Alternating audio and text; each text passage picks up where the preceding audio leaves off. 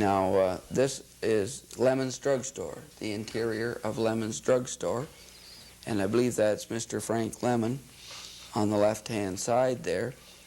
This was when Lemon's Drugstore was in part of the Gerard. Where Gerard's is now, and then they moved to the corner and then, store later. Yes, that's right. This is in the Beaver block. And Mr. Lemon started that when, 1901 or 1899? Yeah, 1, I think. 1901. He took over from R.J. Olds, who had been in there prior to that. That looks like a long store, the perspective. Yeah, as I remember Lemon's Drugstore, not this one, but the other one, it certainly wasn't that long. No, but that's a perspective that fools you in the picture. But that's a very fine photograph, isn't it? Oh, it is, very. So many drugstores. I think we have 3 drugstores in town today dispensing prescriptions. And back then, I suppose there'd be 12, 13, something like that. And something else, drugstores, they usually had a soda fountain, a small soda fountain. Well, Lemons did too, didn't they? Oh, yes, Lemons did. Yeah. I think most of them. Liggett's had a very prominent soda fountain in theirs. Now this is down at the corner of Ross Street, looking west along Talbot Street. You can see the large building on the right is the Wilcox House, the Empire Hotel of today. Wait a minute, now you're looking west? West. From Ross Street? From Ross Street. West on Talbot? Yeah, yeah. Almost all of the buildings... When you said on the right, you mean on the left? Oh, I mean on the left, yes. The building on the left is the Wilcox House. Yes, it is. Almost all the buildings you can see there are still standing Yes, today. they are. Mm-hmm. This would be taken around 1900, thereabouts. Didn't the Wilcox House at one time was on the north side of Talbot? No, there were two. There were actually 3 Wilcox hotels in town. There was this one, Jacob Wilcox, and there was George Wilcox ran the Dominion House where the Brunswick is, and there was another Wilcox House across from the YMCA, somewhere in there. But now this is the same location. It's in 1903 that this one was taken. You can see the brick pavement there quite well. Yes. This was at the time of the Talbot Centennial. It's not a very good picture. I don't know as I've ever shown it before. You can see the streetcar there, quite prominent. Now this is at the YMCA, the Cornerstone Lane, in May 1914. Was that the Duke of Connaught? The Duke of Connaught, yes. Son of Queen Victoria, and he brought with him Princess Patricia when they laid that. And the mayor, the Duke is with the top hat right of the center of the picture, and to our right is Angus Johnson, who was the mayor? No, yes, it's Marshall Johnson, M.B. Johnson, who was the mayor at that time. And that Princess Patricia, can you see her in there? I can't see her. No, she's one that the Princess Patricia regiment was. Yes, yes. She was as popular as the Duke of Connaught, I think, that day. What? She was as popular as the Duke of Connaught that day when they came to St. Thomas. Of course, many people can still remember that Cornerstone Lane in 1914. If you go up and look, it's still standing there. This is our station, still there, minus the chimneys on top and the canopy around it. Yeah, that was, I've always thought that was one of the most elegant buildings in St. Thomas. Yeah. It still is even today, isn't it, for a long, narrow building. Yeah, it'd be nice if we could retain that and put some use to it, or put it to some use. It's it's a shame if that. Well, the railway use a lot of it. They have but they don't use nearly. No. They don't use a quarter of it, I don't suppose. One of the things about that Canada Southern Railway that, was built here from 1872 and 73, all the buildings they put up, the shops and the warehouses, are all elegant buildings. Mm-hmm. They're nicely designed and very solidly built, and it's a shame that to see them go. That had a beautiful dining room in it, this end of that building. Yes. That was famous dining room. Going 24 hours a day. Yeah, the trains from Detroit and from New York stop there, and people get a meal at the station, wouldn't they? I think, how many trains go through a day now? 1 or 2? Not very many. I don't think there are any passenger trains anymore. No, I don't think so. Nothing but freight trains now. But there was, at that time, there must be perhaps 6 or 7 passenger trains each way. A day? Yeah. Oh, I'd say there'd be 15 to 20. And this is 1900s. Yeah. And then up to... yeah. I think they hit their peak maybe about 1910. Yeah. And then they've gone down. This board fence is long gone in between the tracks, the eastbound, westbound tracks. This is a picture of in 1893, this went through, it's the DeWitt Clinton, and it was the first railway train in North America. And they had put it on flat cars, and they were taking it to the Columbian Exposition in Chicago, the World's Fair. And it went through St. Thomas, and they stopped, and the people of St. Thomas had an opportunity to go out and see this train. It's still around someplace in New York State, some museum.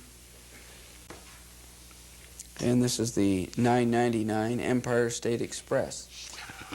Real famous What engine. year is that one? I don't know what year that is, but there's certainly people around that could tell you.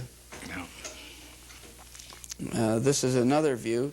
Now this is looking west from the station, and in the background you can see that high building is the mill on Moore Street. And just in front of that you can just see the peak of some buildings, and they were called the Terrace, and they were on the north side of Center Street. And and I wouldn't say tramps, but it wasn't the best of people that lived in those buildings. There were different lower class families that lived right beside the tracks in the Terrace, that was called, long gone. That picture was taken, I know, by John Jackson, who left here and went out to Vancouver, where he ended his days. Well, was he a photographer? An amateur photographer.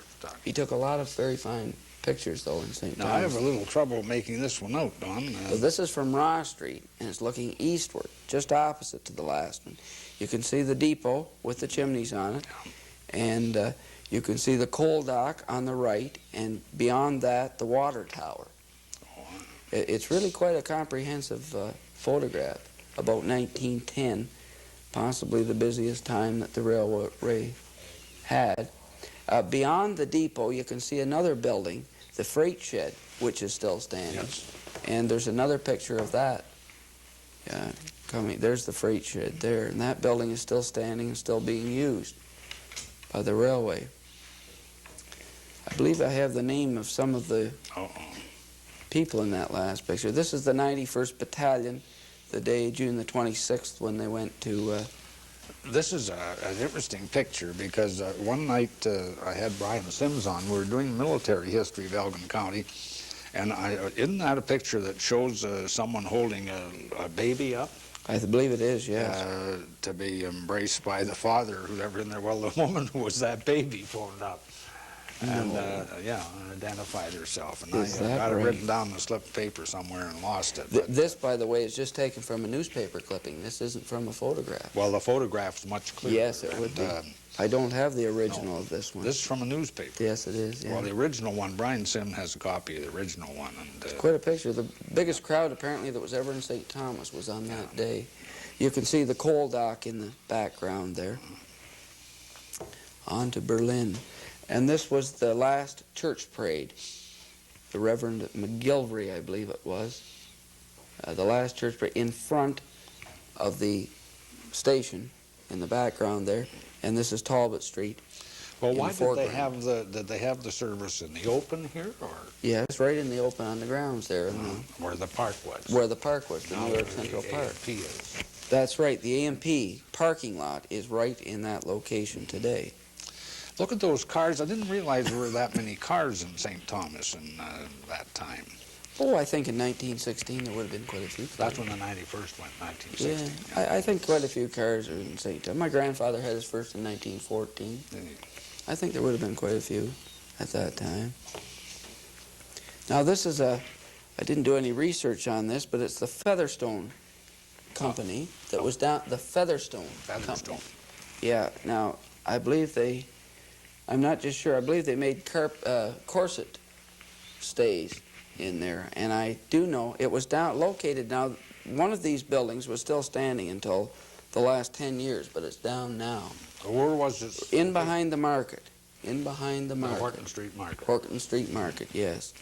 And Frank Brinkman, who became very prominent in political life of St. Thomas, became a mayor and was an alderman for many years, and prominent in the labor council here. He came from Michigan with the Featherstone Company, and didn't stay with it. It collapsed in the late 1880s. Well, did they make corsets completely, or did you say they just made the stays? I think they just made the stays. I see. That was one of the things they made, I know. I don't think they made the complete corset. Seems a strange thing to have a company making those and being known for that. Well, those stays were little strips of metal. Yes. A very pliable metal. Yeah. Made them. Now this is Manitoba Street School, down at the end of Manitoba Street. It came down, about 10 years ago, Yeah. maybe a little longer than that. And it's a vacant lot down there now, kind of a park, I suppose.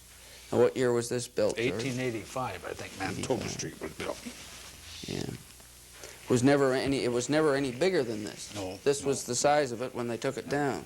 It was one of those schools that wasn't enlarged. All the others Well, it was were sort of enlarged. halfway between Scott and Balaclava, and then they enlarged Balaclava in 1898, and they enlarged Scott too, and so this just sort of took an overflow for the lower grades for a long time. I kind of think that it was from Manitoba Street School that they used the Sinclair College. The overflow from Manitoba Street went to Sinclair College on Street.